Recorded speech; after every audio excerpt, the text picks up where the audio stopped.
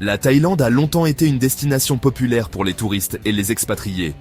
Cependant, de récentes réglementations ont rendu plus difficile l'ouverture de comptes bancaires pour les étrangers. À compter du 17 février 2025, de nouvelles règles sont entrées en vigueur.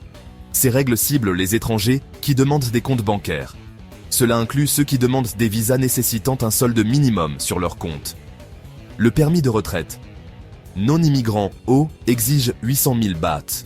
Les banques sont désormais plus prudentes. Elles refusent les demandes, invoquant souvent des intentions peu claires. C'est particulièrement vrai pour les touristes. Les touristes dont le visa est valide pour moins d'1 an rencontrent des difficultés.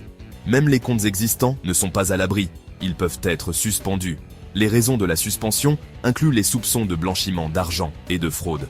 Les liens avec le financement du terrorisme ou le trafic de drogue et d'êtres humains peuvent également entraîner une suspension. Ces réglementations créent de l'incertitude pour les étrangers. Beaucoup s'interrogent maintenant sur l'avenir de leurs activités bancaires en Thaïlande.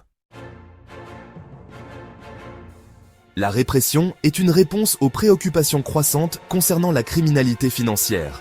La Thaïlande vise à lutter contre la fraude, le blanchiment d'argent et les centres d'appel frauduleux. Bon nombre de ces opérations criminelles sont basées dans les pays voisins.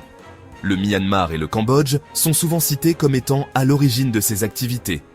La Banque de Thaïlande prend la question au sérieux.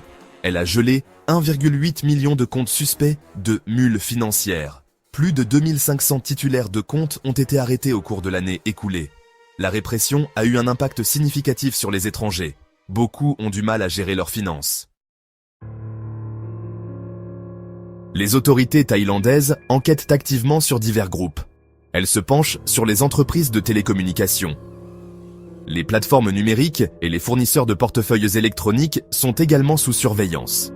Même des particuliers font l'objet d'enquêtes pour implication dans des crimes bancaires. L'enquête se concentre sur les différentes méthodes utilisées pour les crimes financiers.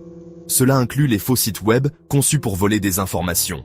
Les applications de messagerie et les plateformes de médias sociaux sont également utilisées pour escroquer les victimes.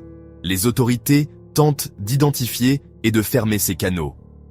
L'un des défis consiste à faire correspondre les comptes bancaires mobiles avec les titulaires de cartes SIM.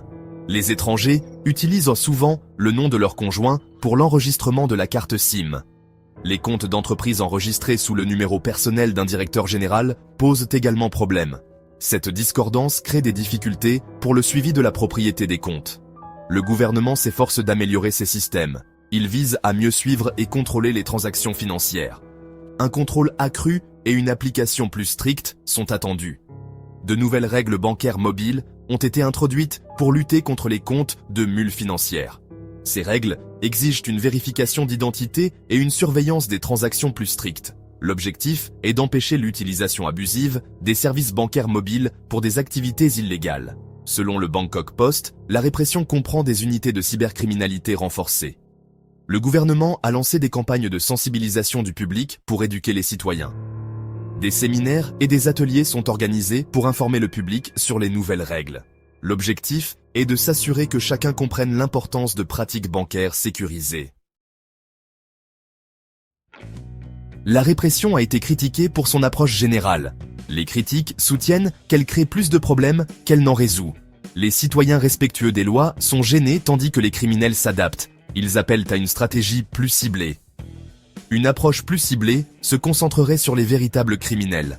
Cela minimiserait les perturbations pour les citoyens ordinaires.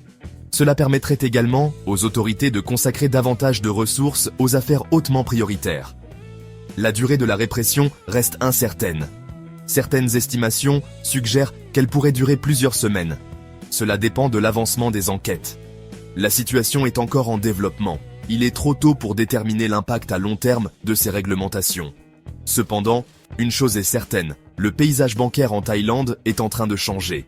Les étrangers devront s'adapter à ces changements. Voilà qui conclut notre brève mise à jour sur la répression des comptes bancaires thaïlandais et ce que les étrangers doivent savoir. Merci de nous avoir suivis. N'hésitez pas à consulter la vidéo sur votre écran pour plus de contenu pertinent et à explorer notre chaîne pour une variété de vidéos passionnantes.